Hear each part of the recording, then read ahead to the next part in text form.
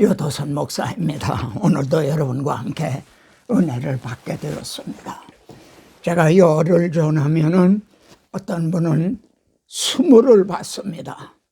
그것은 성령께서 생각나게 해주시는 통찰력이 있기 때문입니다. 오늘 여러분 이 말씀을 통해서 그렇게 이제 통찰력을 주시기를 바랍니다. 오늘은 하나님의 구원 계획 191번째 시간인데요. 이는 106강에 대한 보완입니다. 여러분 산상수훈을 아시죠? 그 산상수훈의 구속사적인 의미가 뭔가?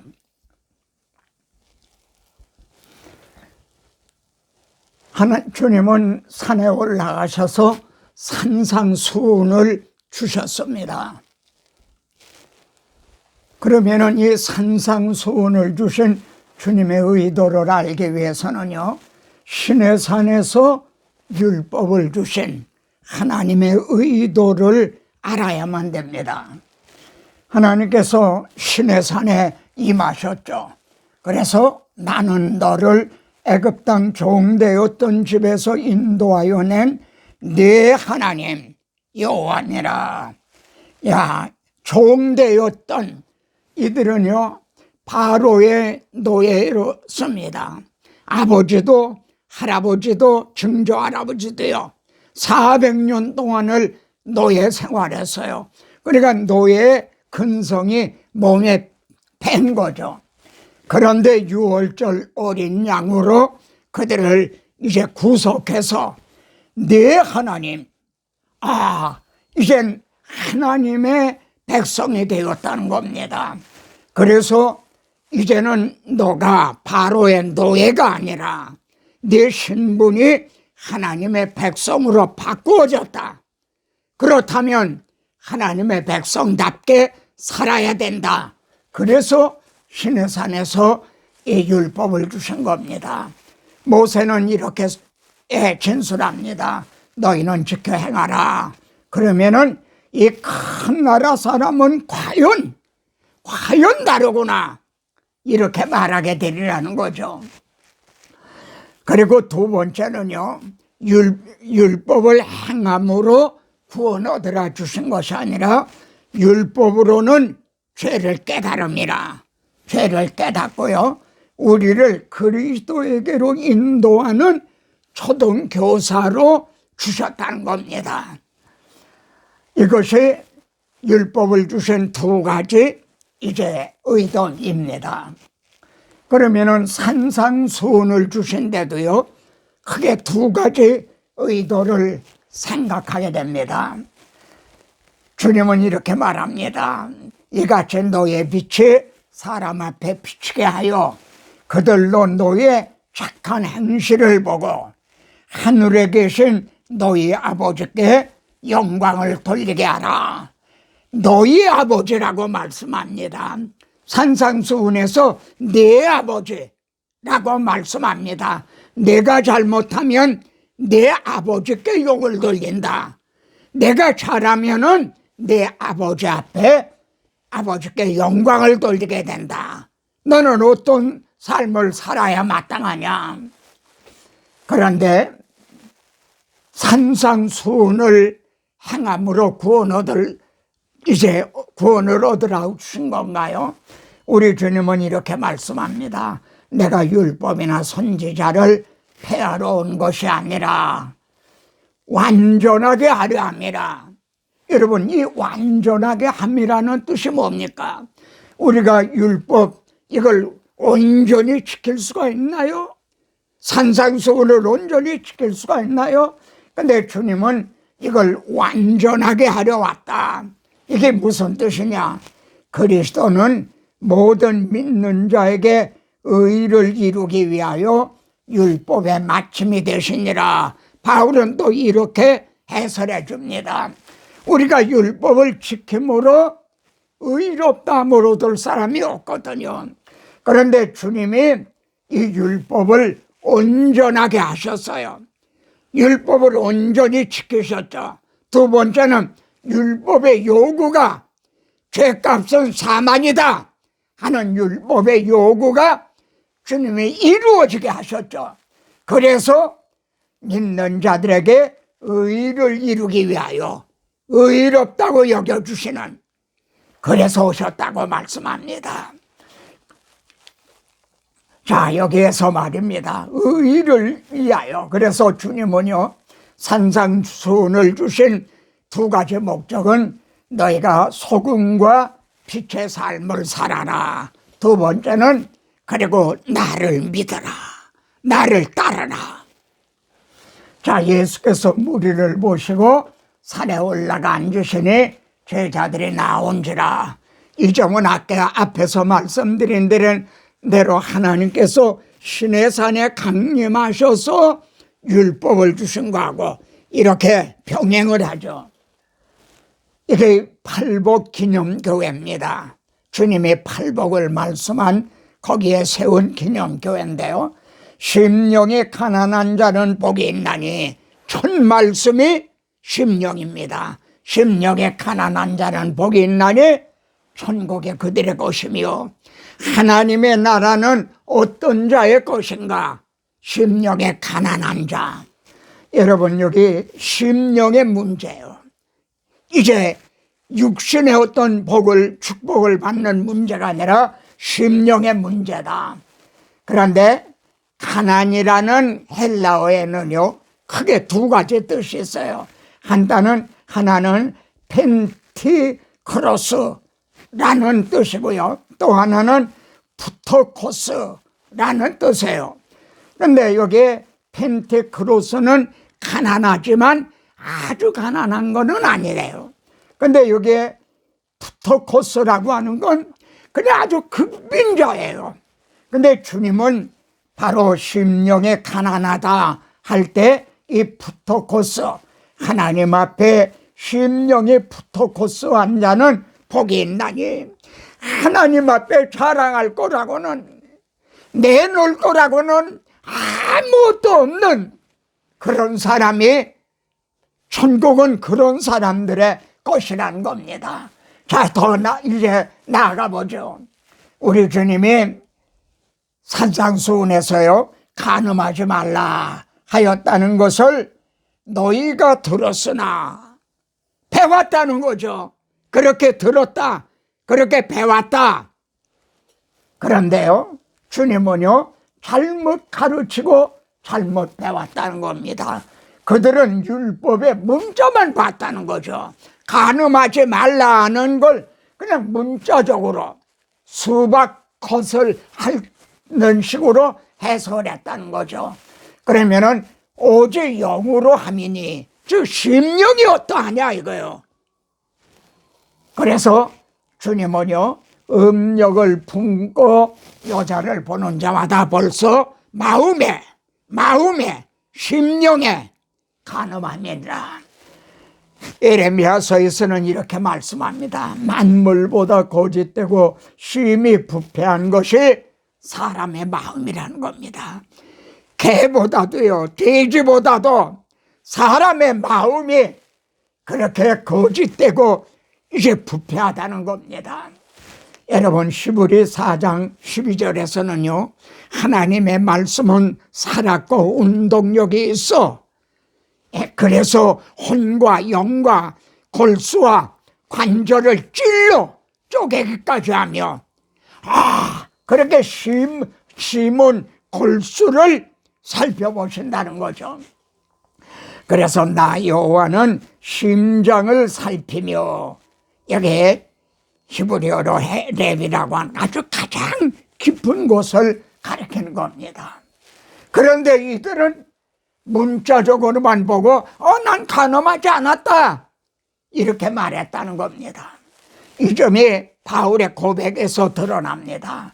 바울은요, 율법의 의로는 흠이 없는 자로다. 난 간음, 살인, 도적질, 나 그런 거 아무것도 안 했다.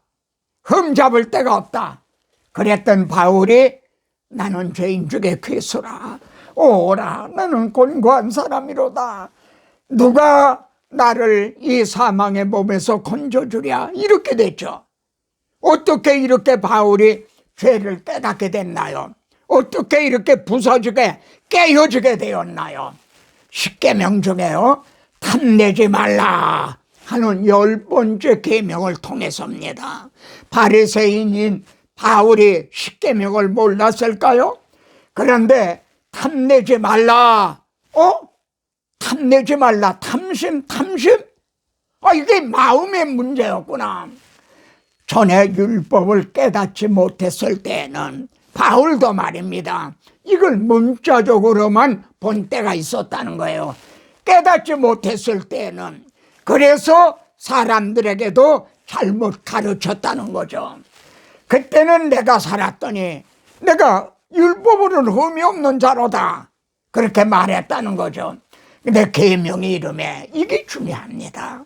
다메섹 도상의 바울에게 해보다 더 밝은 비치듯이, 무대에 있는 이제 그 배우에게 조명이 비치듯이 이 계명이 바울에게 비칠 때 비로소 이 뜻을 깨닫게 된 게, 이게 마음의 문제였구나.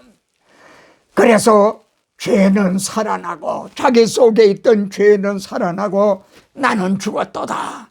그래서 오라, 나는 곤고한 사람이로다, 이렇게 됐던 거죠. 여러분, 주님은 자력 구원의 불가능성을 지금 산상수훈을 통해 깨닫게 하십니다. 만일 내 오른눈이 실족하게 하거든 빼어버리라는 거예요. 그래서 온몸이 지옥에 던지지 않는 것이 낫다, 눈 하나 빼버리고 말입니다. 또 만일 내 오른손이 너로 실족하게 하거든 찍어버려라. 그리고 온몸이 지옥에 던져지지 않는 것이 유익하니라, 이렇게 말씀했어요. 그럼 한번 곰곰이 생각해 보세요. 구약의 성도들이 율법을 지킴으로 구원 얻을 수가 없었듯이요, 오늘 우리들도 산상수훈을 문자적으로 지킴으로 구원 얻을 자가 있습니까? 여러분, 오른손을 빼버린다고, 오른손을 찍어버린다고 마음으로 죄 짓는 것이 죄를 짓지 않게 됩니까? 그게 가능해집니까? 여기 바울은요, 이 율법이 마음의 문제라는 것을 깨닫고 마음으로 그리고 생각으로도 죄를 짓지 않으려고 지금 몸부림을 칩니다. 그런데 내가 원하는 것은 행하지 아니하고 도리어 미워하는 것을 행함이라. 내가 원하는 바 선은 행하지 아니하고 도리어 원하지 아니하는 바 악을 행하는도다. 15절 19절 거듭거듭 이렇게 말합니다. 그래, 내 마음의 법과 싸워. 내 마음의 법과 싸웠다. 지금 마음으로 생각으로도 죄를 짓지 않으려고 이렇게 싸웠다는 거죠. 그런데 번번이 사로잡히는 자는 자기였다는 거죠. 나를 사로잡는 것을 보는도다. 나는 여러분에게 묻고 싶습니다. 마음속의 죄와 싸워보셨나요? 이 바울처럼 마음으로 생각으로도 죄를 짓지 않으려고 이렇게 몸부림쳐 보셨던가요? 그런 후에 그리스도를 만나셨나요? 오라, 나는 곤고한 사람이로다. 누가 나를 건져주랴? 누가? 비로소 이 율법이 누가 하는 그리스도에게로 바울을 인도해 주었던 겁니다. 이해가 되시죠? 그래서 자기가 원하는 것은 행하지 아니하고 도리어 미워하는 것만 행한다면, 나는 죄 아래 팔렸구나. 나는 죄의 종이구나. 즉 나에는 자유가 없구나. 내가 하고 싶은 것을 하는 게 아니라 하기 싫은 것도 하니 나는 자유가 없구나. 나는 종이구나. 나는 죄 아래 팔렸구나. 이걸 깨닫게 됐다는 거죠. 정말 오늘의 그리스도인들이 이런 걸 깨닫고야 그리스도를 만났는가? 여러분, 로마서 8장 1절에서는요, 그러므로 그리스도 예수 안에 있는 자에게는 정죄함이 없나니 그렇게 말합니다. 그런데 이걸 곡해하면 안 돼요. 지금 로마서에서 말씀하는 죄는요, 육적인 죄가 아니에요. 마음의 죄인 거예요. 우리가 마음으로 생각으로 짓는 죄, 그것 때문에 정죄감에 빠지는 그 정죄함이 없다는 거예요. 근데 오늘날 우리들의 문제, 한국교회는 육적인 문제가 아닌가요? 교회 재정을 육적으로, 또 육적으로 간음을 하고 그런 건 아닌가요? 팔복은요, 무엇을 행했느냐가 아니라 어떤 사람이 돼야 마땅하냐, 팔복의 신앙 인격을 말씀합니다. 심령이 가난한 자는 천국이 그들의 것이며, 하나님 앞에서 심령의 가난함을 죄인 중에 그의 수임을 깨달은 사람은 어떻게 되죠? 두 번째, 애통을 하게 되는 거죠. 오라, 나는 곤고한 사람이로다. 애통을 하게 되죠. 애통하는 사람은 어쩌? 온유하지는 거죠. 여러분, 만질만질할 공깃돌, 그걸 보셨겠죠? 그게 본래 그런 게 아닙니다. 삐죽삐죽 다치기 쉬운 돌이었는데 오랜 세월 동안 말이죠, 그게 바람에, 이제 파도에, 그래서 동글동글해진 거죠. 그게 온유한 작업입니다. 온유하고 겸손한 말이죠. 그래서 의에 줄이고 목마른 자가 되는 겁니다. 그들이 비로소 배부를 것이며, 주님을 만나고 복음을 만나고 의롭다 함으로 얻은 것에 대한 그 기쁨, 감사를 이제 얻게 된다는 거죠. 그 후에는 다른 사람들을 볼 때 긍휼히 여기는 자가 된다는 거죠. 마음이 청결한 자가 되고 비우는 거죠. 화평하는 자가 이렇게 되고요. 그래 결국 종래는요, 의를 위하여 박해를 받는 자는 복이 있나니 천국이 그들의 것임이라. 여기에 자는 어떤 사람이 돼야 되느냐, 다시요, 무엇을 행했느냐가 아닙니다. 어떠한 그 사람의 심령이 어떠냐, 이걸 말씀하고 있는 겁니다. 심령이 가난한 자, 이렇게 심령이 거듭나는 어린아이 같은 상태였다가 의를 위하여 박해를 받는, 이렇게 장성해져 십자가의 군병이 되는 이런 점을 여기서도 또 보게 됩니다. 그리고요, 이 팔복은 천국이 그들의 것이며, 천국이 그들의 것이며, 천국으로 시작해 천국으로 마치는, 천국은 이 팔복의 사람들의 것이다, 이렇게 말씀을 합니다. 그런데 팔복, 이 산상수훈 가운데서요, 주여 주여, 내가 주의 이름으로 선지자 노릇했나이다, 내가 주의 이름으로 귀신을 쫓아내고 권능을 행하였나이다, 뭘 행하였나이다, 예배당을 얼마나 크게 지었나이다, 몇만 명이 모이나이다, 이 불법을 행하는 자들아, 만일 그 사람의 신앙 인격이 팔복의 사람이 아니라면 너는 내게서 떠나가라. 나는 너를 도무지 아지 못하노라. 이해가 되십니까? 바리새인과 세리에 그게 나타나죠. 바리새인과 세리는요, 비교가 용납이 안 돼요. 바리새인은 하늘과 같다면 세리는 땅과 같아요. 이 두 사람이 기도하러 갔어요. 내 바리새인은 자랑만 드러났죠. 심령이 가난하지가 않았어요. 저 세리와도 같지 아니함을 감사하나이다, 정죄하고 판단하고 그랬죠. 근데 세리는요, 다만 가슴을 치며 불쌍히 여겨주소서, 나는 죄인이로소이다. 그런데 주님은 뭐라고 말씀합니까?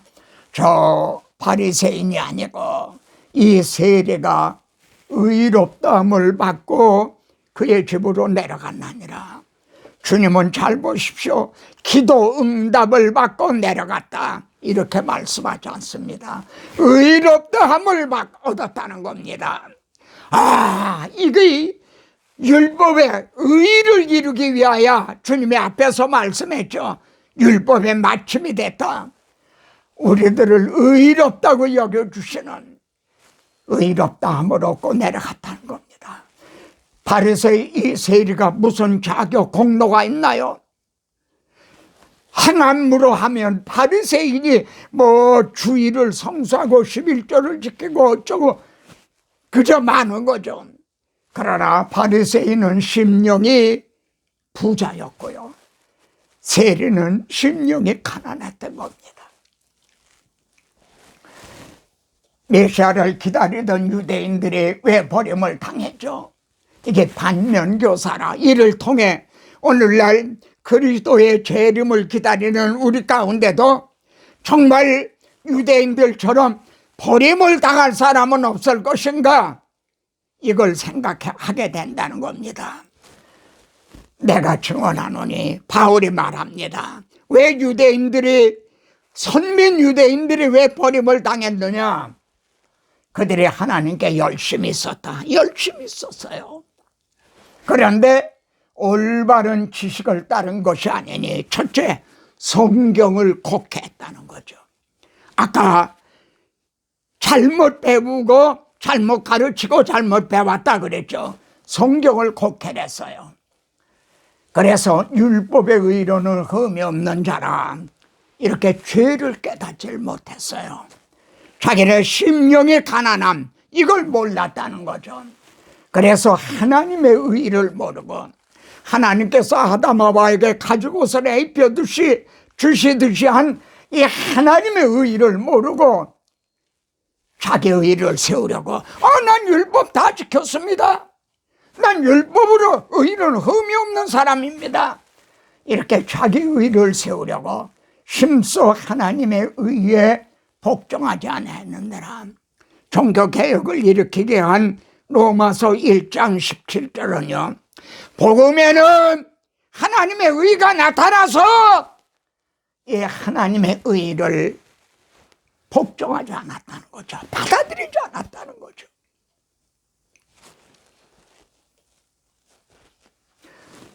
성경을 곡해하여 죄를 모르고 복음을 몰랐기 때문입니다. 만일 오늘날 이제 이스라엘이 아니라 오늘의 우리들도 만일 이렇게 성경을 곡해하고 죄를 모르고, 그래서 심령의 가난함을 모르고 복음을 이제 모른다면 우리도 버림을 당할 수가 있는 겁니다. 죄를 모르게 되면 어떻게 되죠? 대속교리, 복음을 부인하게 돼요. 여러분, 복음을 부인하는 사람들이 얼마나 많은 줄 압니까? 종교다원주의가 뭡니까? 복음을 부인하는 겁니다. 대속교리를 부인하는 겁니다. 다른 종교에도 구원이 있다는 거예요. 하나님의 의의를 모르고 자유주의 신학자들도요, 대속교리를 도살장의 신학이라, 양을 잡아 데리고 그러는 거 아니에요. 도살장 이렇게 비웃고 있는 겁니다.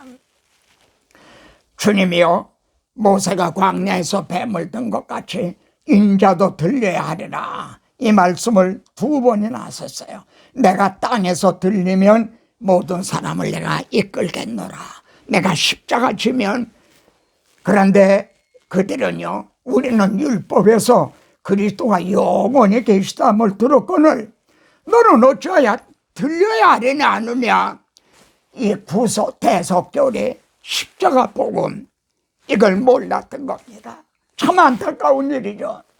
여러분, 화이선진조 너희가 지식의 열쇠를 가져가서, 여러분, 지식의 열쇠, 설교자가 뭡니까? 신학을 했다는 게 뭡니까? 강도권이 있다는 게 뭡니까? 지식의 열쇠, 즉 성경을 해석을 해서 바로 전해줘야 될 이런 책임이 있다는 거예요.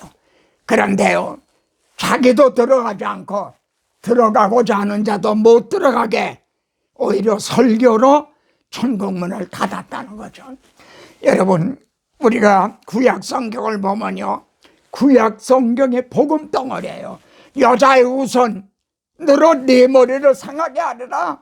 본 하나님께서 아브라함에게 내 사랑하는 독자 이삭을 내가 지시하는 산, 그리스도가 십자가 지실 그곳에 가서 번제로 드리라 이렇게 말씀했죠. 그 출애굽 때는 내가 피를 볼 때 너희를 넘어가리라. 유월절 어린 양에 대해 말씀했죠. 유월절을 지키라. 그리고 메시아 언약을 잊지 않게 하기 위해서 아침 저녁으로 상번제를 드리라. 그리고 시편에서는 나를 둘러 내 수족을 찔렀나이다. 십자가 지실 것이 말이죠. 이사야서에서는 여호와께서는 우리 모두의 죄악을 그에게 담당시키셨도다. 요즘 들으면요, 유대인들은 너희들 이사야 53장 보지 말아라 뭐 그런다나요? 여기에는 그리스도에 대해서 구구절절히 증언하고 있거든요. 여러분, 이처럼요, 하나님께서는 여러 부분 여러 모양으로 조상들에게 말씀하셨어요.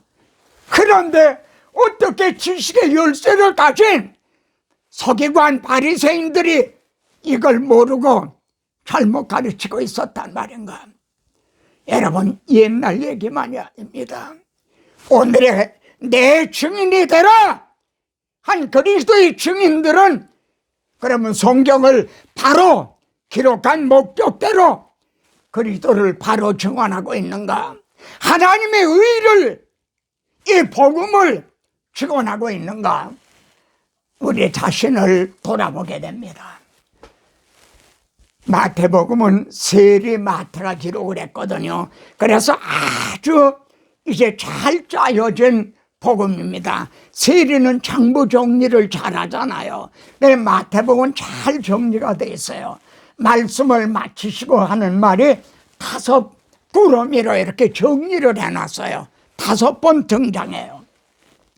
산상수훈을 마치시고 12 제자를 파송하시면서 말씀을 마치시고요. 또 모든 비유가 13장에는 들었어요. 그걸 말씀을 마치시고 또 제자들에게 이 말씀을 마치시고 그리고 마지막에 예수께서 이 말씀을 여기는 다 마치시고 여기는 마치시고